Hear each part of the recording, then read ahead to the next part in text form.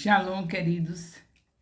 Hoje é o capítulo 2 de Oséias, do profeta Oséias. Capítulo 2. Como é que estão? Já fizeram louvor? Já fizeram oração? Então podemos agora começar com a palavra? Oséias 2, versículo 1. É uma continuação da bênção de Deus e da prometida prosperidade de Israel, mencionadas em 1:10. Oséias 1, versículo 10. Judá e Jerusalém seriam novamente um só povo. O profeta Oséias poderia dizer a qualquer homem israelita, meu irmão, e a qualquer mulher israelita, minha irmã, pois eles se sentiriam como integrantes de uma família. Esse era o desejo de Deus para eles, mas estas promessas eram condicionais, dependiam da cooperação deles para com os planos de Deus. Oséias 2, de 2 a 13, descreve o comportamento vergonhoso do povo israelita e a sua ignorância acerca do seu Deus. A nação israelita não confiava no Deus com quem estava casada e decidiu depender de nações que consideravam mais fortes. Jeremias 2:25 fala sobre isso. As maneiras de Deus para trazer sua esposa Israel de volta para si mesmo eram, primeiro, impedi-la de alcançar relacionamentos significativos com outras nações, para que ela dissesse: irei e tornarei para o meu primeiro marido, porque melhor me ia então do que agora. Privar o povo de seus prazeres, de modo que eles se lembrassem que o verdadeiro doador era o seu Deus e não os seus amantes. Então, a primeira coisa para poder impedir que esse povo continuasse assim, que essa esposa traidora parasse de trair, era isso. Fazer com que ela alcançar relacionamentos significativos com outras nações, só tinha uma maneira para impedir. Segundo, privar o povo de seus prazeres, de modo que eles não se lembrassem que o verdadeiro doador era o seu Deus e não seus amantes. Se não retornasse a Deus, eles perderiam o seu pão, água, lã, linho, bebidas, grão, vinho, azeite, prata, ouro, uvas, figos. Eles não teriam mais suas celebrações e festas. Oséias 2, de 14 a 23, retrata o modo de Deus levar Israel ao arrependimento e uma condição de esperança. No começo, Deus levaria Israel a um estado carente e problemático, de modo que escutassem a Deus. Uma atitude de ouvir a Deus é uma porta de esperança.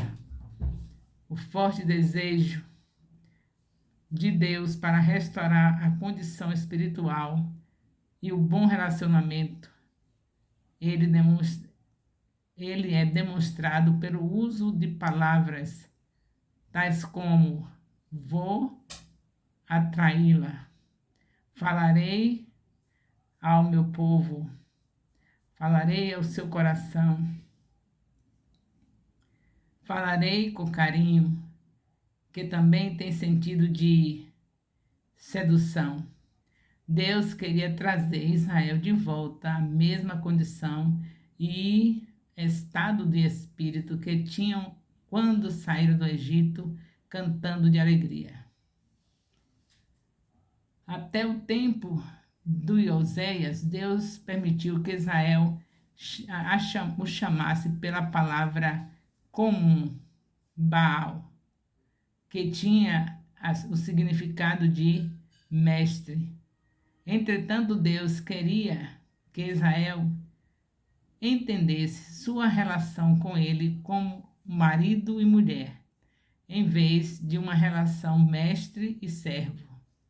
Deus queria estabelecer uma aliança matrimonial eterna com seu povo, baseado na fidelidade, justiça, equidade, misericórdia e compaixão. Se Israel mantivesse um relacionamento correto com Deus, os céus e terra responderiam e a terra forneceria comida para eles. Que Deus misericordioso nós temos. Já não me chamará meu Baal, meu Senhor, meu mestre, diz o Senhor. Tinha havido tanta adoração aos Baalins que agora Deus nem queria que existisse a palavra Baal, no sentido inocente de marido, que doravante passaria a ser designado pela palavra homem, marido. Eles ficavam com os Baalins, adoravam os Baalins, que Deus nem queria mais que ele chamasse de Senhor. Baal, que quer dizer Senhor. Que situação. Louvado seja Deus, pelas misericórdias dele que se renova a cada manhã. Então, essa situação de Israel, apresentada aqui pelo profeta Oséias. Infidelidade. Aí vocês fazem a leitura pacientemente, porque aqui eu fiz apenas comentário, mas a leitura tem que ser feita, é necessário. Nós estamos aqui para ler a Bíblia, trazer de volta o livro santo ao nosso coração. Como disse o Senhor a Josué, capítulo 1, versículo 8, ele falou para não se apartar, que as palavras desse livro não saiam, não seja apartada da boca do povo dele. É o tempo todo falando o que ele falou. Fazendo isso, fica tudo bem, porque Deus só tem compromisso com a sua palavra. Hoje nós somos privilegiados de termos de 7 em 7 dias, nossos discipulados com o capítulo da Bíblia, e dentro das nossas casas já aprendemos que no horário da manhã, de preferência bem mais cedinho, a gente está no lugar secreto, com o capítulo da Bíblia, se alimentando da palavra. E quando chega o horário de meio-dia, enquanto descansa o almoço, mais um capítulo da palavra. Isso nós vamos entender a linguagem o que nós lemos, a leitura que fazemos, é que se alguém medita logo cedo, no amanhecer, até o meio-dia eu estar saboreando, ainda lembrando do que leu, não é? Isso é a meditação, você está sempre com aquela palavra que você recebeu na mente, revivendo, repassando. O Espírito Santo está à disposição para repassar o que você leu. Se a gente lê, ele relembra. Agora, quem não lê, não tem nada para lembrar. Então, ele vai relembrando. Quando chega meio-dia, a leitura que se faz é que você agora vai acrescentar mais um pouco para durante a tarde estar meditando também, enquanto vai para o trabalho, enquanto faz as coisas de casa. Está ali lembrando do segundo capítulo que leu após o almoço, enquanto estava descansando. E quando chega a noite, o culto doméstico, com o terceiro capítulo, já imaginou que isso vai ser realmente o que Deus requer? Porque quando ele diz medita de dia e de noite, não é que você vai andar com a Bíblia na mão para cima e para baixo, mas é que você leu e teve interesse em repassar na sua mente e deixar escondido no seu coração tudo que você leu. Leu pela manhã, guarda no coração. Leu ao meio-dia, guarda no coração. Leu à noite para fazer o culto doméstico, guarda no coração. O resumo disso tudo é que você vai chegar no ponto que está escrito em Salmos 1, versículo 3. Medita de dia e de noite na palavra e serás como árvore plantada junto a ribeiros de águas que dá o seu fruto na estação própria, cujas folhas não caem e tudo quanto fizer prosperará. Vai prosperar sim, porque, por exemplo, se chegou num assunto como esse, complicado, né, para nossa mente humana, mas Deus já descomplicou, já nos mostrou por que ele mandou Oséias casar com essa mulher prostituta. Porque ele estava casado com a mulher prostituta, que era Israel. Logo que o relacionamento dele com Israel é como marido e mulher, Israel representa a mulher e ele o marido. E o resultado é que o profeta estava representando isso diante do povo, que é para o povo entender até que ponto, até onde já chegaram. A vergonha do profeta era a vergonha que o povo deveria ter, de chegar até esse ponto com aquele que escolheu, deu uma promessa e eles retribuem com a prostituição, quer dizer, tendo outros deuses no lugar de Deus. Deus, ele sabia que era o Deus de Abraão, de Isaac e de Jacó, só isso. Mas a quem eles procuravam? Os deuses estranhos.